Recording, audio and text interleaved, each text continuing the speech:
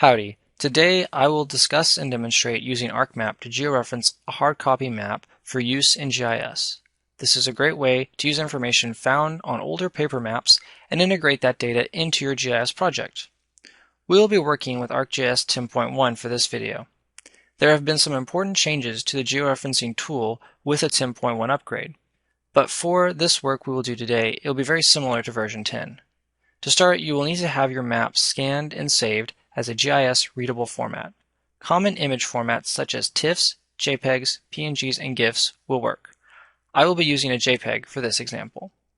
If you are georeferencing a map, you will also want to know the coordinate system and projection information used to create it. For many maps, this may not be possible to locate, but we advise checking any accompanying information or metadata for projection info. For my image, I can find the projection information under the title and see that it is using WGS 1984. To set our coordinate system, we're going to start by opening a new blank ArcMap. And we're going to go to the table of contents and right-click on the Layers icon and go down to Properties. It's going to open the Properties dialog box. We'll go to the Coordinate System tab here. And if we look in the lower box in this tab, we'll see that there is no coordinate system information set for the ArcMap document. But if we go up to the box above it and expand the Geographic Coordinate System folder, we will be able to set our coordinate system by navigating to the one we want. And in this case, we're going to use WGS 1984. So we click on that, and we'll click OK to set that. Our next step will be to add a reference map or background. You want to choose a reliable reference map that is spatially accurate and displays similar features to the map you are giving a location to. For this, satellite or ortho imagery can be used. Streaming base maps or feature classes with outlines and streets are also common sources. In this example, I'm using an outline of the U.S. coast along the Gulf of Mexico to go with my map. I know that this shapefile uses the WGS 1984 coordinate system, so I know it's going to work well with my scanned map because that's the coordinate system that was used to create the map. Now we go to add data to load our JPEG image. So we'll navigate to where the image is saved and add it to our map document. Once we do this, we will receive a message asking if we would like to build pyramids for the image. We can click No, and then we're going to receive a warning box telling us that there is no coordinate information, which we are aware of because we are intending to georeference this image, so we can just click OK.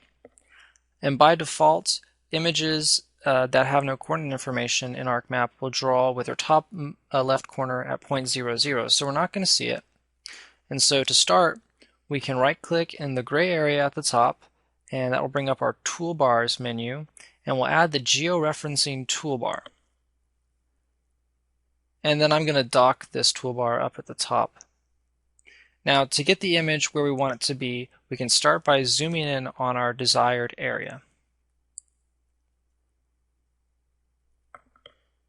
Then on the georeferencing toolbar, we'll use the georeferencing drop-down menu to use the option Fit to Display. And this is going to fill our current view with the entire map. And so that's pretty close to where we want it to be. Now we can start adding ground control points. To do this, we can use distinct geographic features such as street corners or coastline edges to identify where we would like to place ground control points. Try to use stable features that will have maintained their location over a long time, especially if you're using an older map. Basically features that are almost permanent. If you have a map with coordinate grids on it, you can simply click on the location where the coordinate is and add the ground control points by manually typing in the coordinates, and I'll go over that later. And this is a subjective process. It depends highly on the type of map you're using and how much information you have on the map that you want to retrieve from it. So let's start adding points. To do that, we'll need to identify an area where we think would be a good ground control point.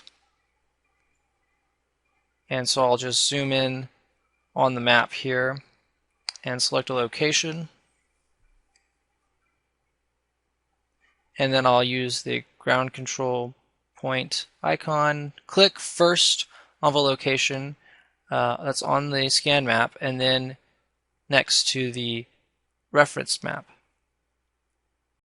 And then to automatically adjust after I add my point. And I'm going to continue adding points.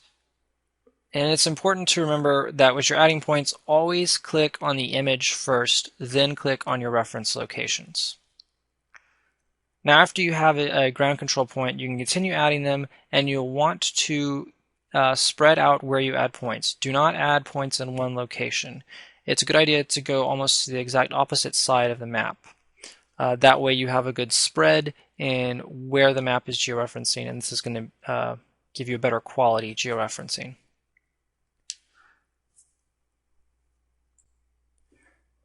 To add a point and then enter the specific coordinates when you know the exact latitude and longitude of a point, we are simply going to use the ground control point tool, and we're going to click once on the known location. In this example, we have a line drawn on the map, and then right click, and that's going to give you the option to input X and Y.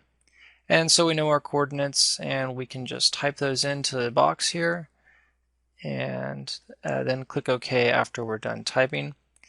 And this essentially is telling the point we just added that it's at this exact coordinates rather than clicking back and forth between 2 points we observe on the map. Now, as we add more and more points, there's going to be more warping of the image. If your original image was not drawn exactly to scale or without any coordinate systems, it may be appropriate that there's warping. However, when you have an image that matches closely to your coordinate system, they should match relatively well without warping. So let's take a look at the view link table. On this table, you'll see each ground control point you added appears as a record in the table. And at the bottom of this table, you'll see a drop-down box, that is the transformation drop-down option box, which lets you know which transformations are available. This table also displays residuals if you look to the right side of the table. As you add points, these residuals change. They are similar to a measure of error for each point. You must have at least 3 ground control points before residuals will be calculated. The lower the residual value, the better the fit of the ground control point. To improve your georeferencing, you can delete the points with the highest residuals. I'm not going to go much further into detail on residuals and transformations here because it's a lot of information and may not be needed for the simple georeferencing that we're doing. But it's good to know that these can be manipulated and they do affect the quality of the output of your georeferencing. Now generally, you can add 10 to 20 ground control points when you're georeferencing, but if your paper map closely matches the projection and coordinate system you picked, you may only need 3 or 4 ground control points to get the fit that you want. Be sure to re-examine the fit of your map to the base map or reference map, and then you can start deleting points in your view link table that have high residuals until you get the fit that you want. Once you're satisfied with the result, it's time to start saving. So if we go back to the view link table and click on the save icon, we can save our ground control points as a text file. This is important if you want to change the georeferencing of your image later. You will still have those points that you used available and you can reload them. To save your actual raster image file, you can go back to the georeferencing toolbar, and we have 2 options, update or rectify. Update creates an additional file called a world file that stays with the image and provides spatial information for it when in the same folder as the image. Rectify creates a whole new raster image that is warped to fit the georeferencing that you've just done. It also has companion files that must also be kept with it. In the Rectify dialog box, you will need to give it an output location for the new raster, and there are several other options you can choose from as well for the new save raster. Now for Update Georeferencing, we're going to go back to the Georeferencing toolbar and simply click on Update Georeferencing, and this is going to create the new world file and do the save automatically. And now you're ready to use your image as GIS data. Be sure to document in your metadata or published work that you used georeferencing for this particular piece of data and all the spatial information on your base map and background image that you used to georeference it. Well, this concludes our tutorial. We thank you for taking interest, and for more information or resources from the Texas A&M University Libraries Map and GIS Library, please visit our website at library.tamu.edu/maps-gis.